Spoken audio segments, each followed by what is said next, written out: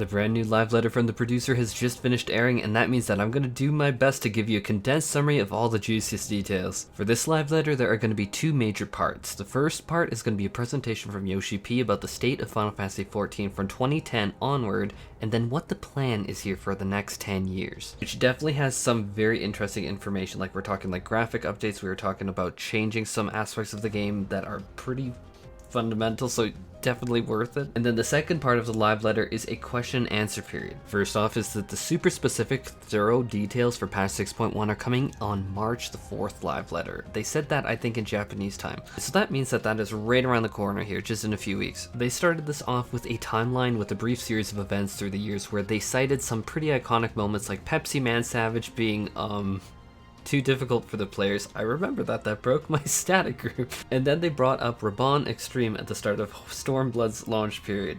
That is definitely a moment worth citing in history. But there was a lot of heartfelt moments in there, and that's not something that I really can condense or summarize in here more than what I just gave, that there were some like really hilarious parts that they brought up. So if you want to check out that, totally check out the mainstream of that. From there they went into the second part of the presentation into what they call Newfound Futures, which is the projected next 10 years of Final Fantasy XIV. But before you're worried about this being like super high level, like watching through the live letter and taking down notes, there is a lot of stuff that is going to impact us the here and now. Like even in 6.1 they were talking about a lot of 6.1 details here. First off is Yoshi P assured us that he plans to remain on the 14 project, that like he has no plans to leave this. This is like so important to him, and so don't worry about him leaving. From there they jumped onto talking about the roadmap from this expansion and leading into the next expansion, 7.0. I know that 6.0 just released, but they're already looking into 7.0, which is really important because when you're playing a game like this, I mean, you want to know like, hey, is this gonna still be around? Yo, I played Anthem.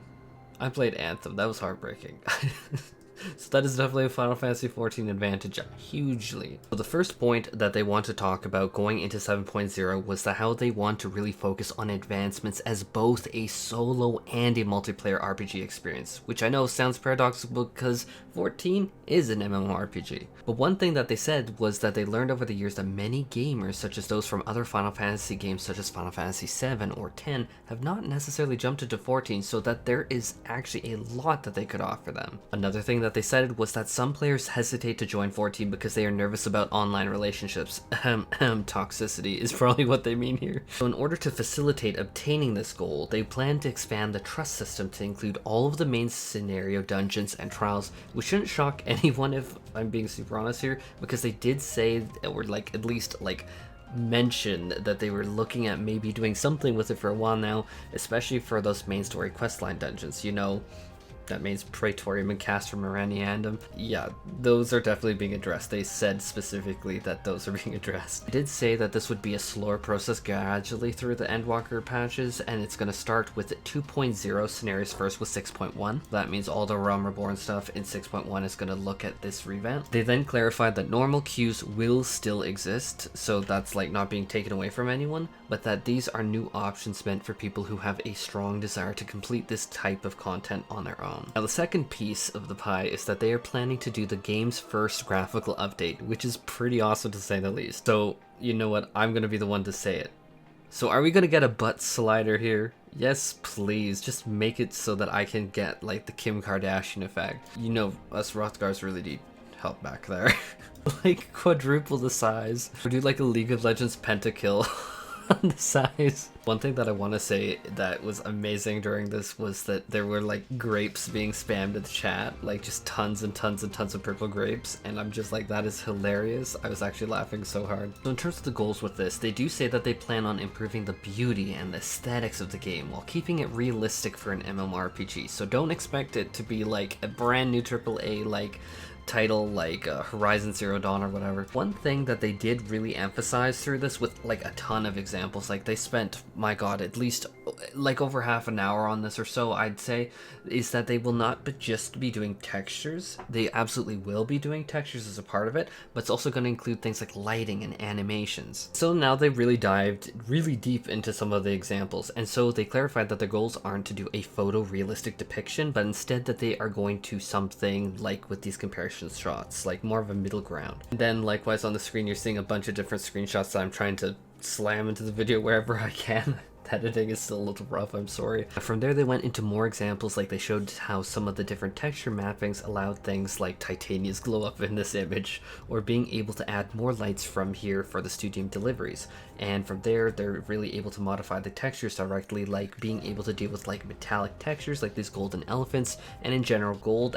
Actually during the live letter they specifically stated that metallic textures were something that they had a lot of difficulty with in the past, and I can say I for one am really excited to see what they're really going to do with that with weapon design. Like we've seen some things like the Crypt Lurkers weapon sets and armor sets with really good metallic representation already, so with even more tools, ooh, that'll look really cool. And they were already like a Dark Souls vibe. I love that set, but I'm really excited to see from here. Now other improvements include the ability to place more objects, or to just add more like life and clutter to zones, which is looking freaking incredible already from this screenshot alone. That is a huge difference. The environment feels more like alive to me.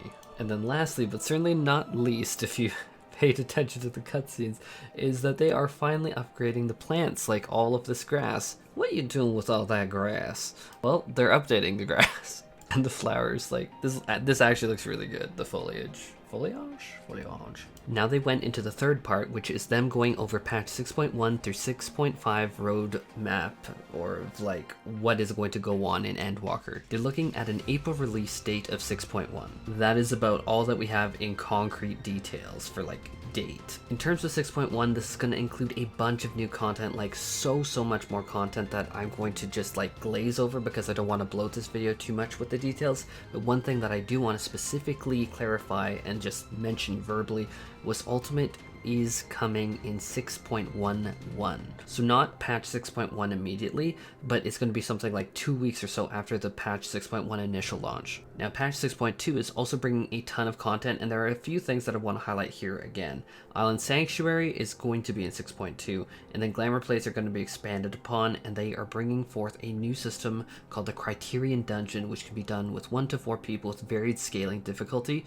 This is going to be a content that they challenge themselves in this Criterion Dungeon. Now for patch 6.3, they said that they had like big name content of like the deep dungeons there, as well as a 5th new ultimate duty, so we are already planned 100% for 2 new ultimates this expansion. God help me clear the first one in timely manner. Then they started talking about patch 6.4 and beyond, which is planning to further expand current content like Savage Raids, get that situation done, more Island Sanctuary content, and new Criterion dungeons. Anyhow, that does it for this condensed summary of the live letter, so let me know what you guys think in the comments. What is it that really sticks out for you? Like, what are you super excited about? Or like, ooh, what is like awesome? For me, you know what, the number 1 item? Rothgar hair.